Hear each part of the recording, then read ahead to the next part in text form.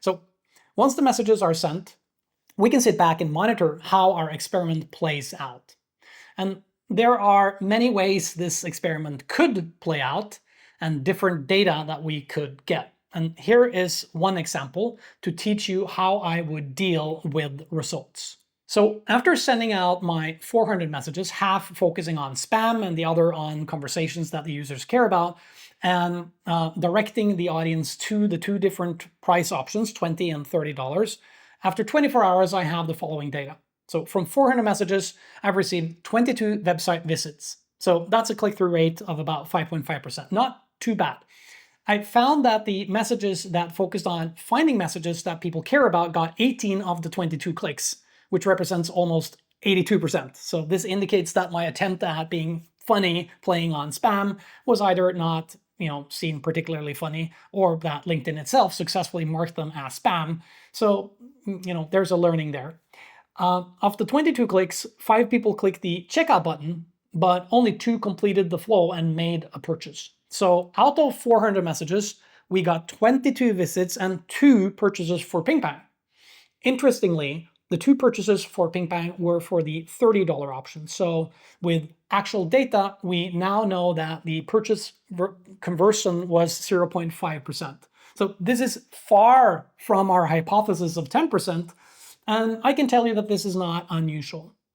As you've learned earlier, a strong belief in our own idea tends to creep into our hypothesis as well, and clearly it inflated my numbers. Classic. But there are at least 2 important lessons here. So the sale I made was for PingPang at $30. This indicates that the promise of PingPang may be worth more than I first expected. We also don't know how long a PingPang user will be a subscriber, so even with a conversion rate of 0.5, we could have a recurring revenue stream that I haven't accounted for in my model. We also learned that our audience clearly responded best to the serious message, focusing on showing messages that people care about rather than trying to make jokes about spam.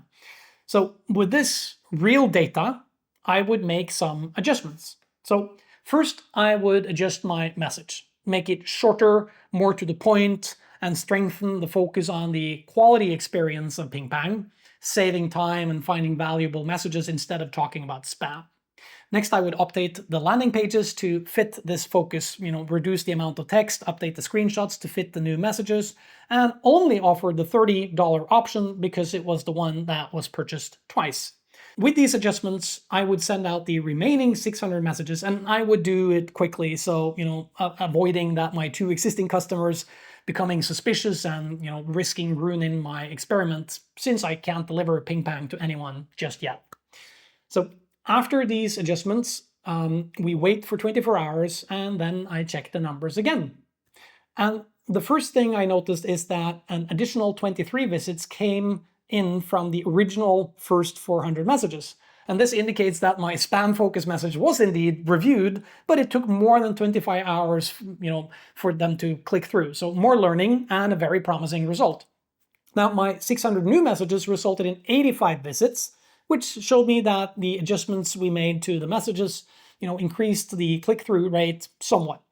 Out of the 23 new hits from the first batch, we got 3 more sales at $30, as that was the only available option after I tweaked, and from the new messages, we got 85 visits and 11 sales.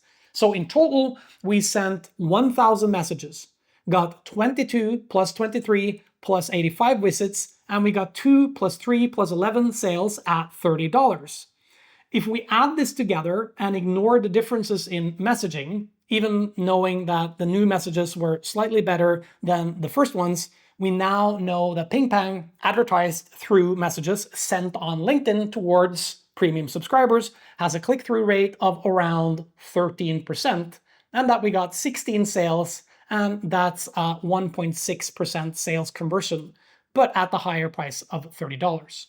So we're still far away from our 10% hypothesis, but if we use the data we have collected so far, even now at this early stage, as we know that people take more than 24 hours to react and we can expect some more sales from our second experiment over time, we can update our hypothesis with some real numbers derived from the real data that we have received.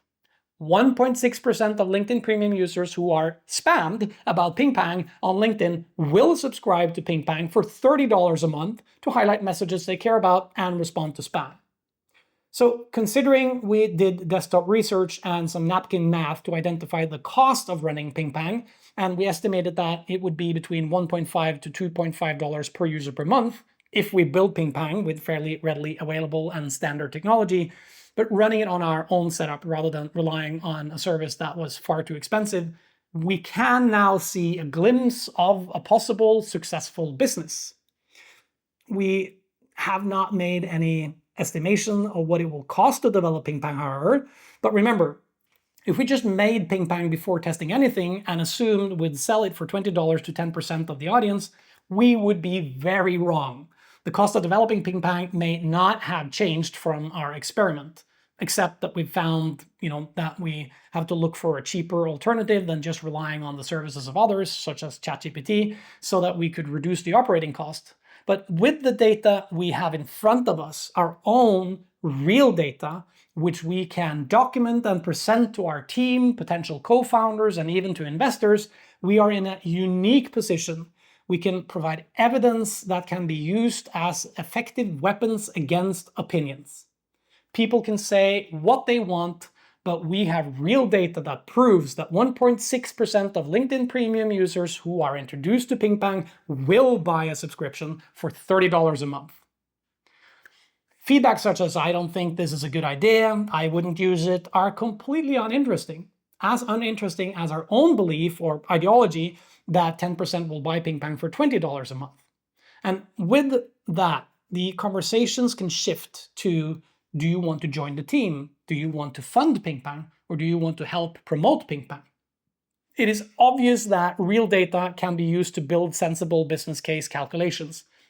And in my case, one of the easiest things we can do is to look at the marketing cost to replicate our experiment and target LinkedIn Premium customers with a more automated and widespread advertisement approach than sending out messages manually.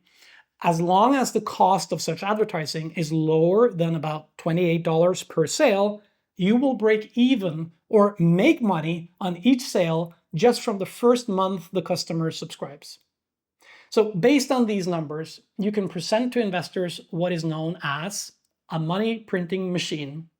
If you put money in at this end, you will get your money back in subscription revenue from the paying customers after a given period of time. And as the subscriptions continue over time, the investment will be paid back with a return of investment that grows exponentially with the new customers that comes in, limited only by the churn rate of customers who cancel and stop using PingPang. And the latter is, something we don't have data for yet, but with the data from our experiments, we know that the investment risk is very, very low compared to betting on PingPang upfront as an idea based on opinion, rather than real data. And that, my friend, concludes this long section where we have gone through step by step the process of validating PingPang. Now, I don't know what your idea is all about, but I hope that what you've learned will help you in the process of validating it and any future idea that you work on. Go back, relearn and do the assignments. Get this method under your skin so that you're able to describe your idea in one sentence, be specific about who will use your idea, be specific about why they want to use it. Create your own hypothesis and insert reasonable numbers into it. Take a hard look at your numbers and remember that even the best products from the best companies backed by unlimited resources usually have a pretty low market share. Don't get caught up in opinions. Your own opinions and those of others, even the opinions of so-called experts, are dangerous. We always want real data. Define what success looks like for your idea. Think globally, test locally. Be creative and look to find a zoomed-in, alternative, representative, mirrored version of your global target audience. Design a validation experiment, use existing methods or come up with your own, and avoid the temptation to ask for opinions. Data comes from the customer's commitment to your idea. The best data comes from customer's wallet. If you can, do clever experiments to get data about different things. If your data is discouraging, analyze it and adjust, then test again. You may find unknown unknowns. And with data, you have proof. With proof for your idea, the implementation becomes much easier as you are not groping around, making decisions on gut feeling, intuition, or opinions. If your idea turns out to be something the market isn't ready for, accept it. It is much better to experience a little pain now than a lot of pain later. So with this method, you can validate ideas quickly and accurately so that you can find the right idea. I would love to have the opportunity to work with you, guide you in the process so you can succeed faster. Join the community, ask questions, help others, share ideas, methods, data, what you've learned, and how we can make the process better together. The world is constantly changing, and we can work together, validate and build the ideas that will revolutionize the world in the future. So thank you for taking my course, for contributing to the community, for supporting Never Settle in its work to democratize entrepreneurial knowledge. I hope this has been informative and valuable to you. If you're dissatisfied or want to suggest improvements, please let me know.